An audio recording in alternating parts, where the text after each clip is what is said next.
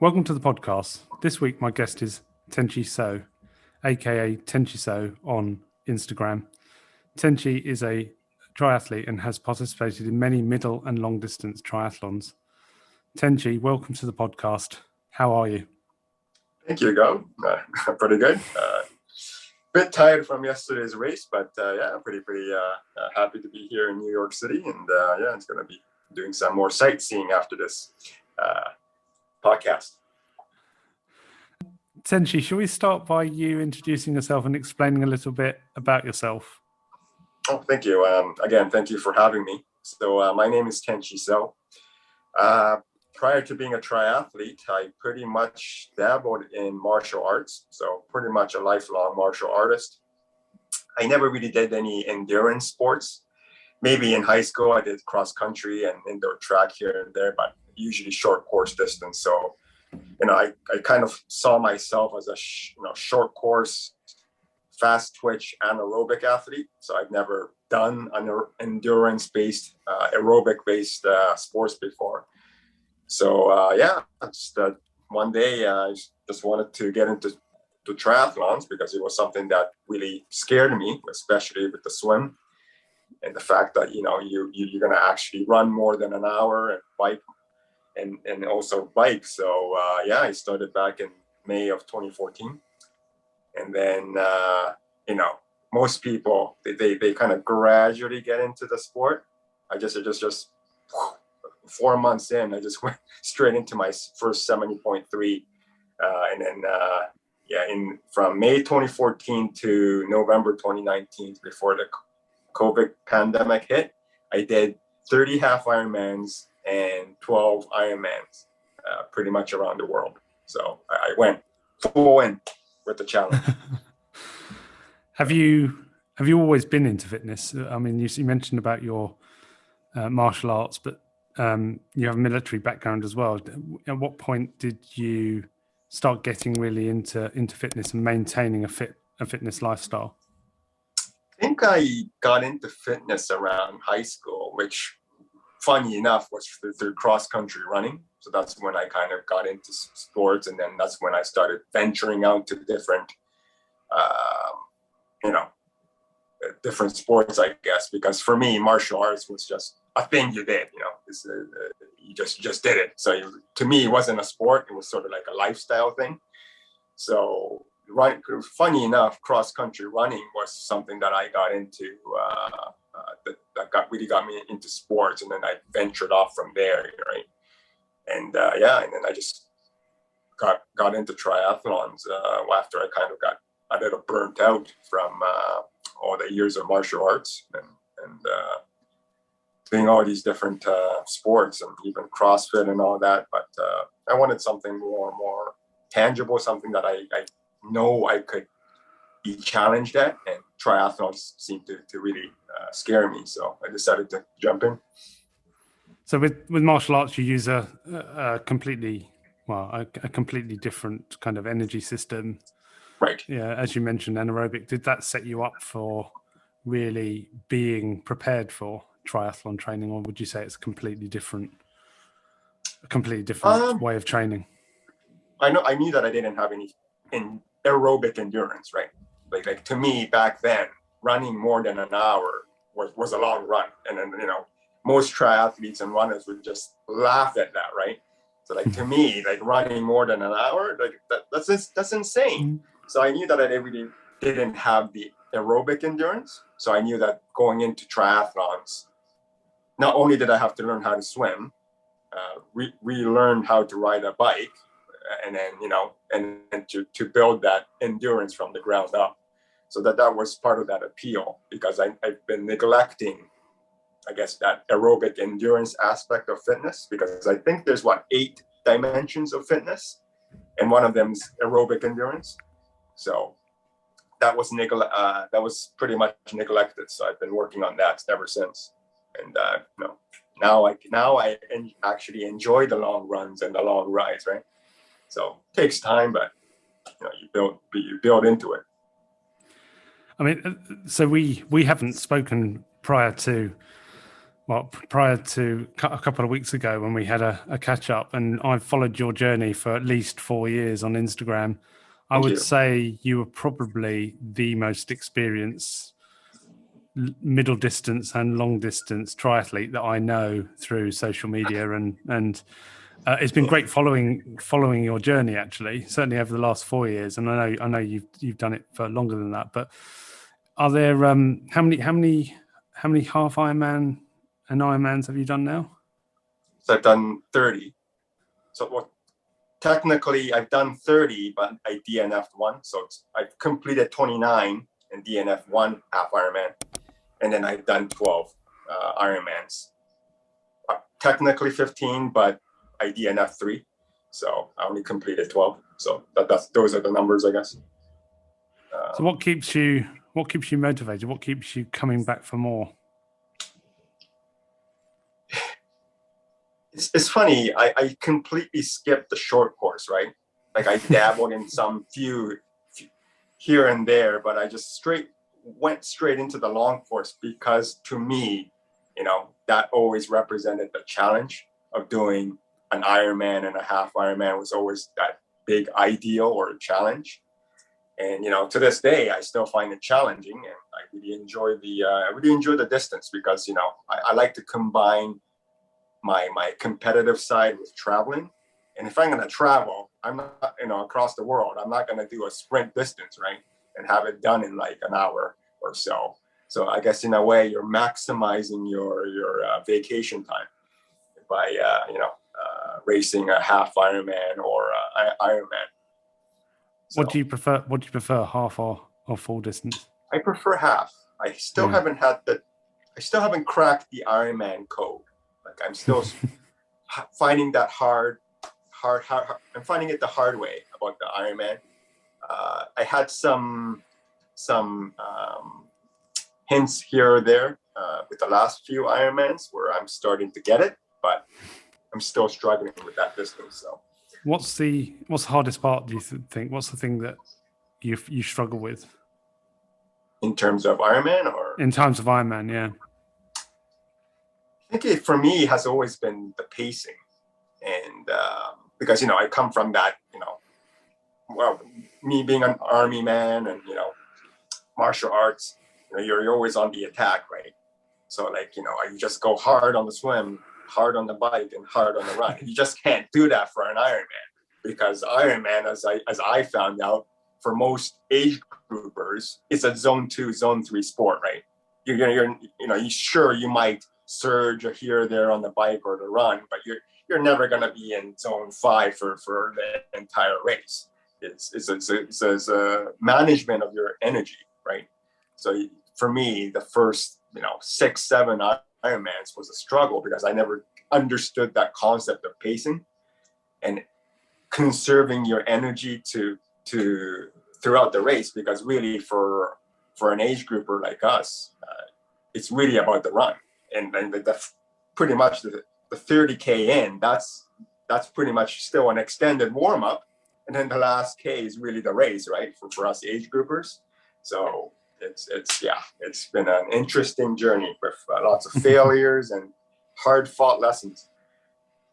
I guess that's part of the I'll say fun, but that's part of the thing that keeps you coming back is the where you do fail. And right. This, where you do fail, you learn something else about yourself.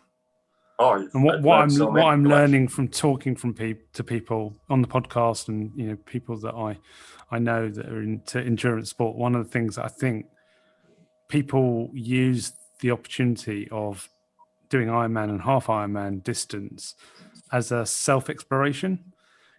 How can I get through adversity? How can I grit my teeth and get through it? And you have to either be that type of person that can do that, can find that extra mile in there, to get to the finish line, or that extra mile of kind of knowing that you're about to blow, but keeping it together, keeping it composed, is a way of actually pushing yourself to a limit. And I think that is the characteristic of someone that does the long distance or the middle distance triathlon. Do you find that? You just keep failing, and then you just keep trying, right? Because that's sort of the the fail your way forward, as Will Smith said in that famous video, right?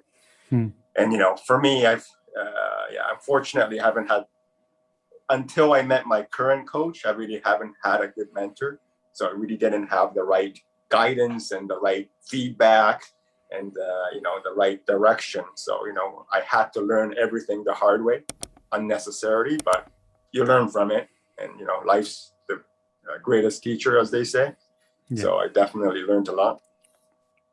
How do you just in terms of your training for half Ironman and Ironman, you mentioned now you've got a coach that you see more of a mentor. Do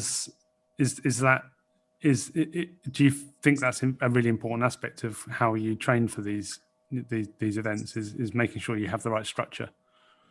Yeah, the right structure, the right load, because the problem with self-coaching is that you're always going to be subjective about how you feel and what you think you can do. So you need that outside observer checking in to make sure that you're not overdoing it, or you're being understimulated, because in order to get fit and faster, you have to be taxed. You have to break down those muscles, but recover from it so that you can get better and better, right?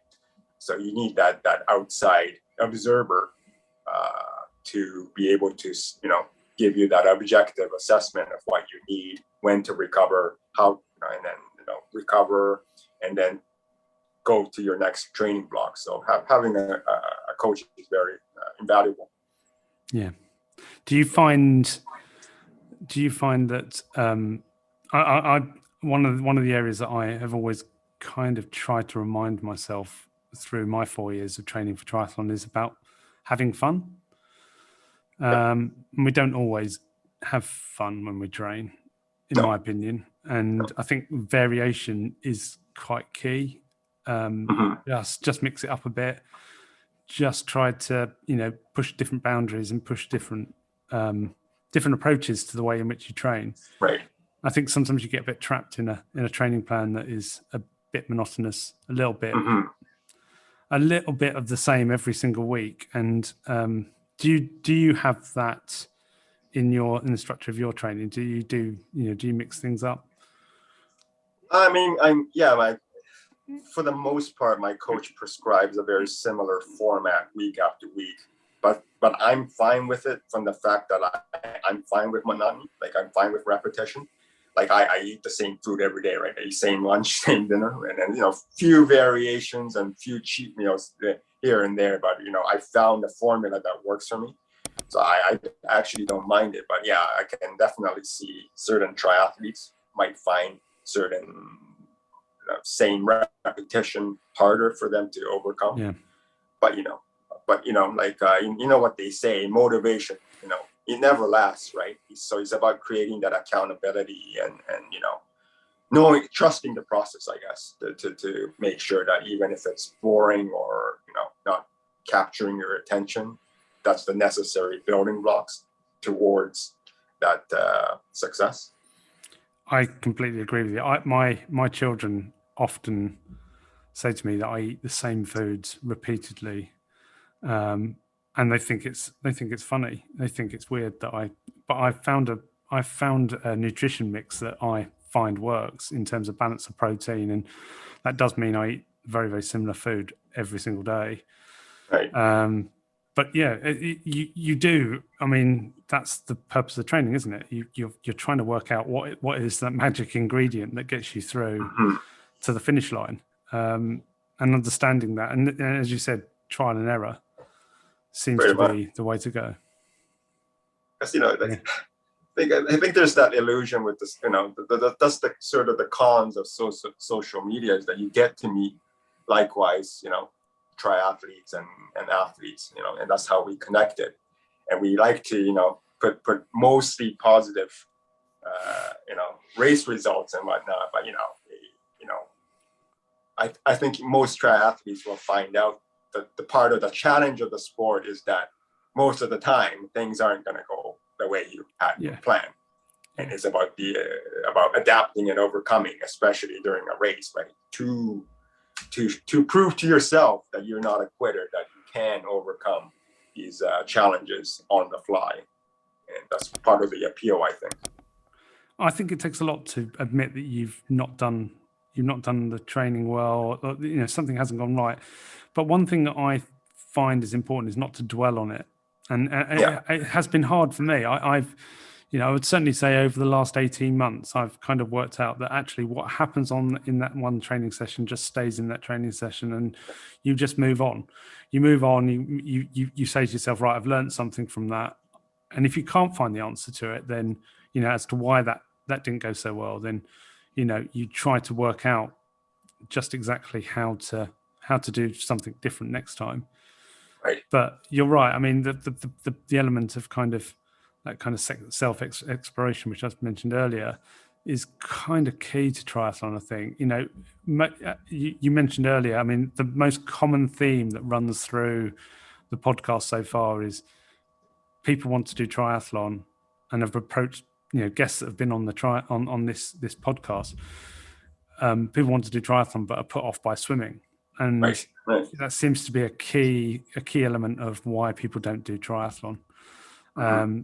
And I always believe you focus on the weaker part of the three disciplines, and you have to maintain a consistency on the others, but you focus on the areas that you want to build stronger. Most people actually fail to do triathlon because they just don't think they'll ever get better at swimming. But there's also lots of people I speak to that couldn't even swim before they started triathlon, right. And started off, in the slow lane of their swimming pool, just doing breaststroke and trying to work up the confidence. When you came into triathlon, was there any area of the three disciplines that you found more challenging, or an area that you thought you'd have to focus on more than the others? Because you're, if you don't mind me saying, you're a prolific runner. You are a very good runner. Are there any areas that you felt that you needed to really work on? Surprisingly, I found that the swim with the right guidance was quite enjoyable. And there was a slight time where I had a bad coach and it was just horrific, but I actually I've actually learned to love the swim. Yeah. Even though I'm still bad at it, because it's just, I just learned to love it for some reason. But in terms of the challenge, I think for me, even though I come from that bit of that running background, I found the running harder, especially at first the brick runs, because you just couldn't run the same, tempo, the same pace as when your legs are fresh. So I really enjoyed or found the running part actually difficult, because you're trying to maintain your fitness while trying to work on your weakness at the same time. So strangely enough, I found the run a bit harder to do, especially trying to squeeze in that long run after full week of training. Because most triathletes have their long rides on the Saturday and then the long run on the Sunday. So you're pretty much running with all the accumulated fatigue from that week and the previous weeks. So I've actually found the running to be a challenge. Yeah. But again, that's what keeps me going. So it's quite interesting you mentioned about brick runs. I mean, that for me I felt actually quite challenging at the start, but I worked out that it isn't actually a physical. The transition between coming off a bike onto a run isn't actually a physical thing, a barrier to overcome. It's a mental thing. Your legs have been moving in a different way, so you're now moving from bike to run. And I found that once I stopped thinking about it, I found it much easier to do a brick run, because now I don't even think about it. When I come off the bike and go straight onto a run, I don't have any of that kind of, they call it jelly legs, where you just feel like you can't run. I don't have any of that at all, because physically I've got used to it, but also mentally I've kind of adjusted and just accept the fact that first minute's going to be perhaps just settling and getting into it. But yeah, it's interesting. It's an interesting aspect, I guess, for anyone that coming into triathlon, especially if they don't do brick runs before they do their first triathlon. But these are the things that you unlock throughout the journey, right? Your triathlon journey. So it becomes a seamless transition. Yeah, and using the transition as well. If you've got a little bit of a run from the dismounting point to where you change into your running kit, I tend to run on that bit just to get the legs pumped up a little bit. So you learn these little tricks and approaches to adjust. But yeah, it's kind of interesting you mentioned about kind of brick runs, because I would think that is an area that people that first come into triathlon don't focus on. No, and yeah, it's interesting. It's an interesting transition when you finally get that. Yeah. So should we just talk about your event yesterday? So you took part in the New York City triathlon, which New York City. New York City triathlon, which got turned into a duathlon at the last minute, because there was an unforecasted rain that happened, I think, in the late afternoon, just before the race, and that seemed to have upped the bacteria count 9 times more than acceptable. So they had to cancel the swim and made it into a 1.6 kilometer run from the swim start to the transition. So run, bike, run, duathlon. Yeah, so that's interesting, because there was a few events in this country that also had exactly the same. The swims were cancelled. It seems to be a common thing at the moment that the swim gets cancelled. Right.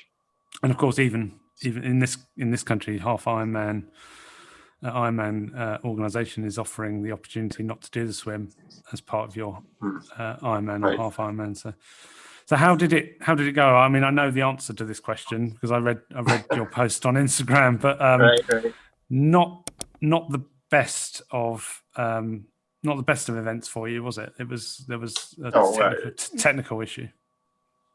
Yeah, so I had a mechanical on the bike.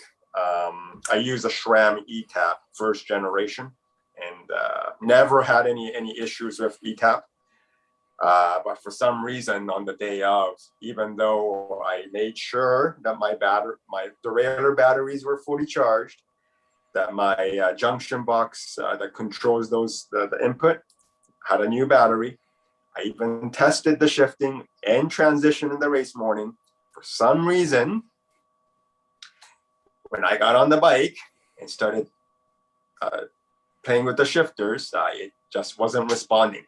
And then it would eventually start to shift on its own. So when I was climbing a hill, all of a sudden it would go into a big chain ring and into the smallest cog. And like my legs were getting shredded. So I had to get a mechanical support. And even the mechanic was having problem trying to diagnose it. So I probably lost about like 6-7 minutes. And then I had to deal with that reoccurring mechanical issue throughout the ride. So needless to say, I had to focus. I had to throw away my race goal and just focus on managing those issues, and then get to the run and just focus on passing as many people as possible. So you have those contingencies in your head, and you're always managing that expectations throughout the run, because I knew, with this being my first mechanical issue in the 7 years of racing, if you include COVID year, so you just learn to deal with it, right? And I've earned the medal. Yeah, well, at least you finished. I mean, that was the key goal, wasn't it? After mechanical issues, I've only ever had one mechanical issue, and that was with a cleat that came off in the middle of a race, and I lost the cleat. I couldn't find it. I didn't have a spare one, so that was an interesting 20k final 20k of my ride with just 1 foot clipped in.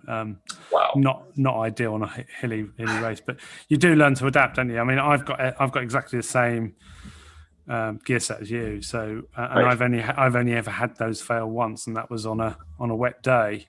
Mhm. And it's frustrating when you can't change a gear and you're stuck. Right. It always seems to be when you're stuck in a on the low on the large chainring and in a really low gear.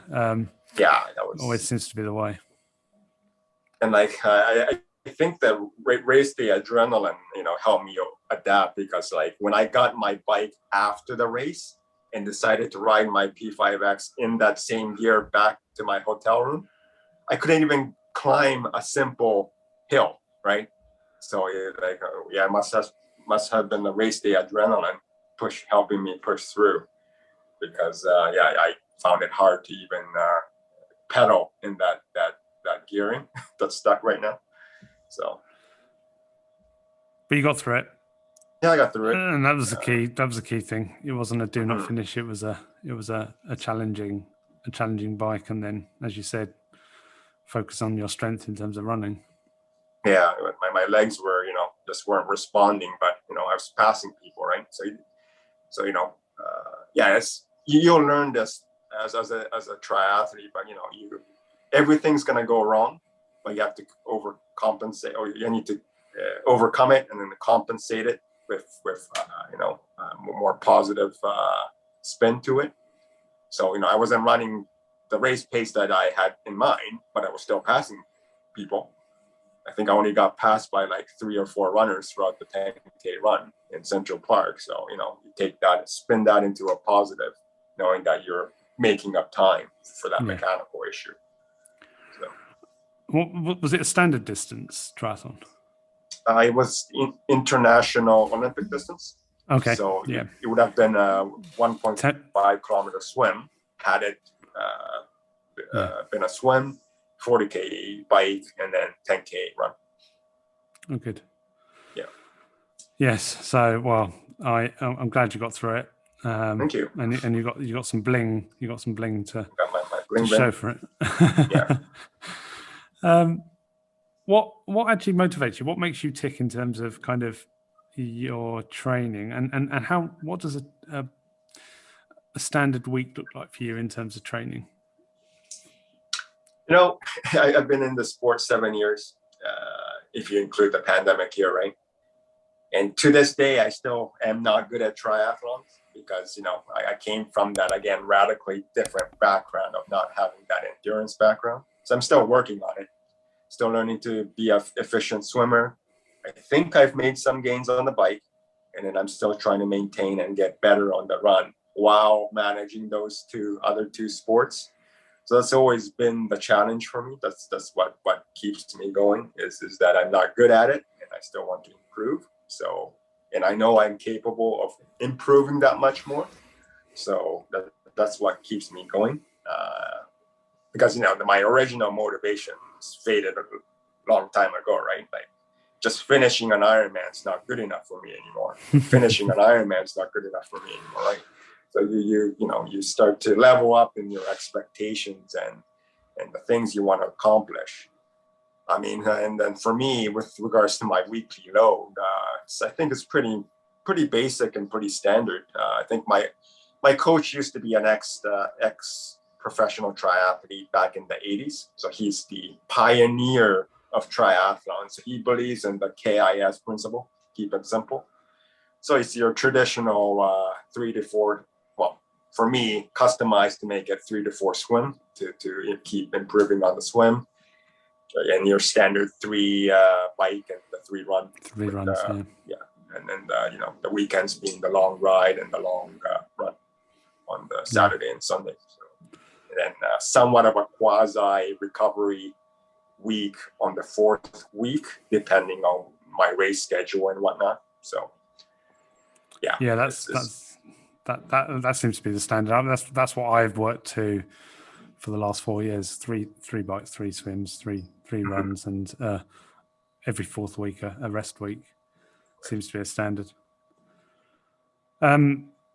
Well, I'd like to say, if you don't mind me saying, it depends how you define good. I think completing 30 half Ironman and Ironman triathlons it would put you in the higher end of the category of kind of those that have that do triathlon. But yeah, Thank you. getting better at triathlon seems I'm currently rethinking my objectives about fitness, and I mentioned to you before the podcast that I've suddenly worked out that actually races aren't the thing that motivate me.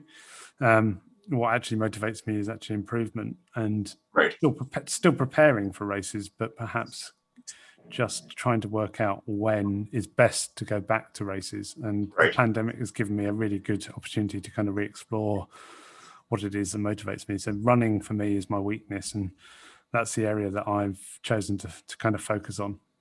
Actually, to try and beat some personal best times in 5K and 10K runs, just to try to get that area, as good as possible before I start going back into races next year. You're putting a Beth Potter, huh? Yeah. No, I'm nowhere near that. I think she can actually run 2 5Ks in the time that I can run one. Wow. So it's funny you say that, because most triathletes, they train to race, right? Like for me, I race to train. So this is a completely different mentality, or a different way of approaching triathlons. I think that's where I am at. I enjoy training, and I actually enjoy looking at ways in which I can improve my training. But actually getting a medal and crossing a finishing line doesn't motivate me. And I've said this on the podcast a couple of times now. And one of the things that I didn't realize, actually, I find racing quite stressful. I think the organization of trying to get ready for a race and be ready for transition, to be in the transition area, quite stressful. And I can't balance that with the reward of actually doing it. So, it's taken a lot for me to admit that. It's taken a lot for me to kind of say, well, actually, I actually enjoy the journey of training, and the proof of whether or not I've trained well, it doesn't come from the race. It comes from going out and saying to myself, third week in my training plan, I'm going to run 10K in my fastest time, or I'm going to try to hit a certain threshold in an interval session. That motivates me more than whether or not I complete a standard distance or a sprint distance triathlon. I love races. The elements of the races I absolutely love. I've mentioned it before, the moment where I come out of the water, get on the bike, and that kind of silence you get as you first get out onto the main road, for the first kilometer or so. I love that feeling. I love the feeling of coming off the bike and starting to get into a steady state of your run, knowing that you're going to finish the race, because, let's face it, if you can get through the bike without getting injured, you're pretty much there, unless you get injured, running. So, so I love the feeling of racing, but it's just not the thing that motivates me. It's interesting because, people like to get external validation, but you really have to do it for yourself, right? And end of the day, it has to be for you, not for likes, not for, attaboys. You have to do it for yourself. Whether you just enjoy training or racing, it has to be driven by you. It has to be a self-driven thing. So everybody has their own goal. I'll come back to it. Yeah, I'll come back to it next year. I'll want to race, but I might do a race this year. I don't know yet. I might towards the end of the season do a race, but that would mainly be because it's built into something that I want to achieve, like a sprint distance, or just try and test how well I'm doing in the run side of a triathlon, as opposed to actually focusing on getting the medal. I think sometimes triathlons, the actual races, can be a real, if you don't pick the right one, they can be a real, as I said, stressful time, especially where, local to me, it's kind of difficult to get to some areas. And it's just one of those areas. I think I've done a lot of soul searching over the last year, as most people have, and it's kind of what's important to me, what's my why. So yeah, it's interesting. And that's one positive from this whole pandemic, right? We've all learned to truly self-reflect what we really want in life. Yeah, exactly. I think I've done that across a lot of things, actually, a lot of elements of my life.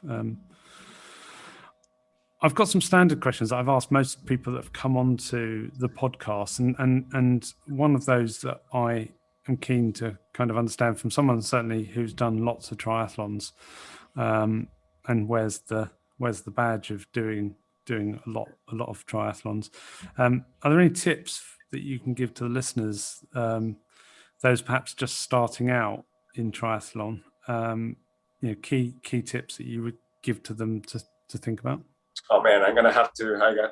I'm assuming everything I'm gonna say is gonna be all cliche and already been answered. But just I think it's a cliche for a reason, and I think it's really about consistency. I know we talked about having bad races and bad training, but that really isn't gonna define you, right? So it's just about showing up every day and with that internal drive and just focus on the process, the journey, right? Not the result. And yeah, just that's all I can say is just be consistent, right? I know that I'm lucky in that I don't have kids or a family, but I know most other triathletes, they already have started families and have kids and and different commitments. But you always have to. It's not even selfish to say that you need to carve out that 1 hour or 30 minutes or 45 minutes for yourself, because that's for you. You need it for yourself, self-care, right? As part of that whole reflection with the pandemic. So, you don't have to see it as a selfish thing. You just, it's self-care. So carve out that hour, 2 hours to do your ride or your run or your swim. Because you need it. So be consistent. And yeah, self-care. That's so important, actually. I mean, I really do agree with you. I think the element of understanding where each of those training sessions fits within your journey, and not being impatient. I think I'm going to talk as if I am a person that's actually conquered this when I haven't. In being impatient is, I think, one of those areas where you can really fail in training. Right. When I first started doing triathlon, I found that if my coach told me to run a steady 5K, on a Saturday, and in my notes it said make sure this is steady and keep it in a certain heart rate zone, sometimes I would think, I feel really good, I'll go out and try and get as close to my PB as possible. Right. Because I didn't understand how it was important to maintain that consistency of doing an easy run or doing a steady run, as opposed to testing yourself to the limit of kind of breaking what you would do in the next session, because you've used too much. You burnt too many matches during that run. So, and I never really understood it, and thought, surely this is all about improvement every single session. Mm-hmm. I want to see validation that I'm improving every single week. Right. But actually, sometimes you have to take 2 steps back to take 3 steps forward. Right. Yeah, so I totally agree with you. I think that's a really good tip for anyone coming into the sport, is certainly if you're going to get a coach to come into sport, get the coach to explain to you what the theory is behind the training you're going to do. So many people don't do that. I didn't do it. I never understood it, never asked the question, just followed the plan, or often didn't follow the plan. So yeah. Don't blindly follow the schedule, right? You need to work with your coach to work out based on your own life schedules, how you're feeling and whatnot. So yeah, you have to be a partner in crime with your coach, right? Instead of you just blindly following orders. And I think it's also important for new triathletes to know that you have to follow the 80-20 principle. Yeah. 80% at sub threshold or easy pace, and then 20% at those hard sessions. Because if you just keep doing hard sessions all, day in, day out, you're going to burn out and you'll never develop the necessary endurance. Like me, that's what happened to me with the first couple of coaches. They weren't prescribing the right 80-20 polarized training rule. So I was just doing speed sessions every day, swim, bike, run, week after week, and I'm surprised I never got injured. But, it's yet one of those frustrating processes, but you learn from it and you really learn to appreciate the process and how you and learn about yourself. I agree. Yeah. So one of the other areas that I often get asked about is nutrition, and in particular hydration and the fueling for training, fueling for races. Are there any tips that you have? I mean, it goes without saying that we all our bodies work in different ways. Everyone's different. Everyone has different tolerances, have different approaches to and different energy systems. But is there any tips you have around kind of nutrition, especially for middle distance to Ironman distance? Are we talking about race day nutrition, or like in terms of diet, in terms of what you're training for? I think both, really. I mean, I think the main thing is training. Hitting your potential requires you to be well prepared for each training session. I mean, for me, so prior to triathlons, I was in kickboxing, right? That was my last Muay Thai, my last competitive sport, and that required weight cuts and maintaining your weight, right? So I was very strict about my food intake. I would count my chews and measure my how much water I drank and all that, and it was at times stressful. But when I got into triathlons and went straight into 70.3s and Ironmans, you really can't be strict with your diet. I'm not saying to let yourself go. You still have to be actively monitoring what you eat, and watch those macros, and lay off on too many cheeseburgers. But I think you can be a little bit more lax.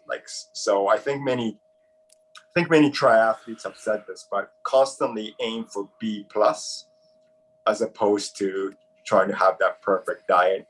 Yeah. Because if you try to go with a plain perfect diet, you'll never have enough energy and you'll just burn out.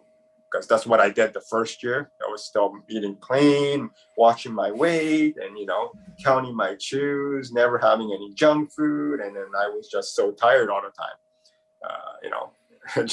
Just swimming, biking, and running. I just couldn't understand it until I started upping my calories and manipulating those macros. And I think if I have a tip to give to new triathletes is that you have to change your macro ratios depending on the time of the season. So you obviously don't want to be consuming 400 grams of carbs on an easy recovery week, doing easy runs and easy rides, right? That's how you quickly gain the love handles. So you have to manipulate the macros throughout the year.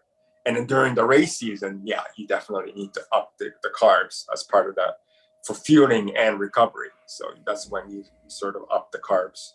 I'm not a dietitian, so I'm not going to get into the specifics, but you need to manage your macros based on the phase of your training throughout the year. I totally agree. I mean, I used an app for 3 years measuring my calorie intake against how much I was estimating I was burning during training sessions, and how much I needed then to top up for make sure I've got those glycogen levels at the right level. I've stopped doing that. I stopped doing that probably about 3 months ago, mainly because I felt that I was actually forcing myself to take more than I actually needed. Right. And now I go off feel. And I tend to have a rule around the types of foods I eat before train. So, I did a bike session at lunchtime today. This morning, I had carbs. Not a lot, not much protein, a little bit of protein, but mainly carb based, because I knew that I was going to be doing an interval session. Right. And then straight after that, protein for recovery. I know I've got to swim tonight, so I decided not to. I decided not to take anything that's going to be heavy. Protein. Certain types of protein will sit in your stomach. Certain types of things you don't really want when you're swimming. So, but you learn all these things through trial and error. I've not referred to any manual and gone, oh, that's exactly how I should do it. I've just worked out what's best for me. Right. And I do slightly different. On my rest week, I don't change much. I tend to eat more protein during my rest week, but I don't reduce the calories, mainly because I use rest as an opportunity to build up glycogen stores ready for back into the next training block. And that's intuitive eating, right? That you listen to your body as well.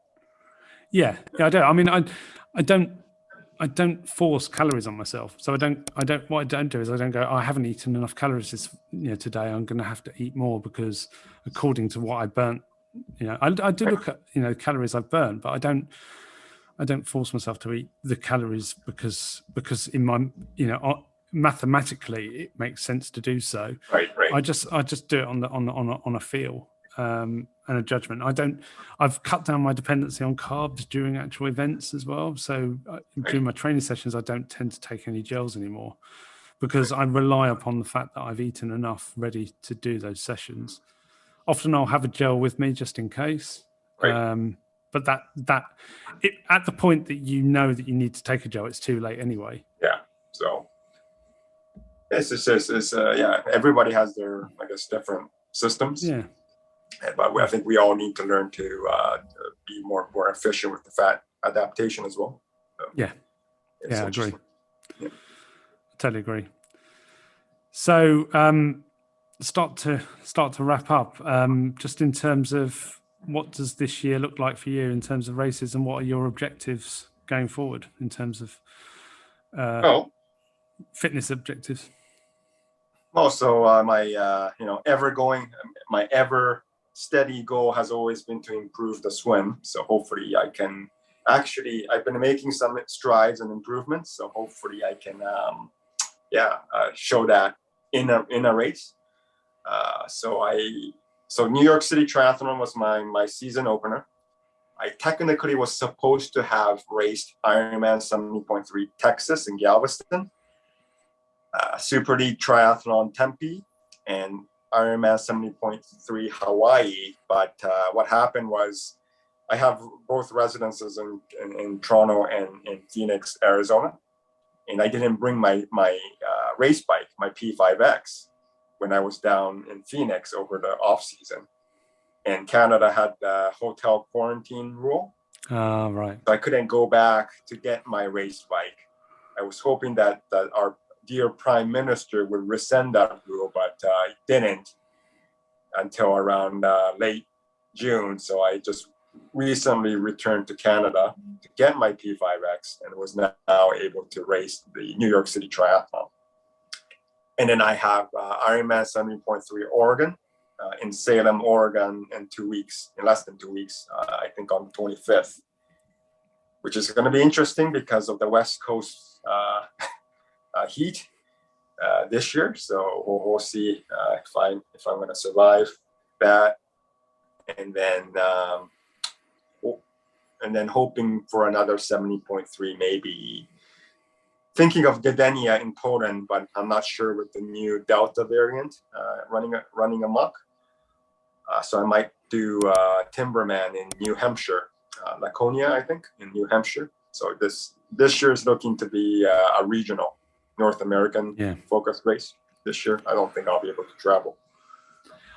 No, so next year, are you 70.3 in the UK?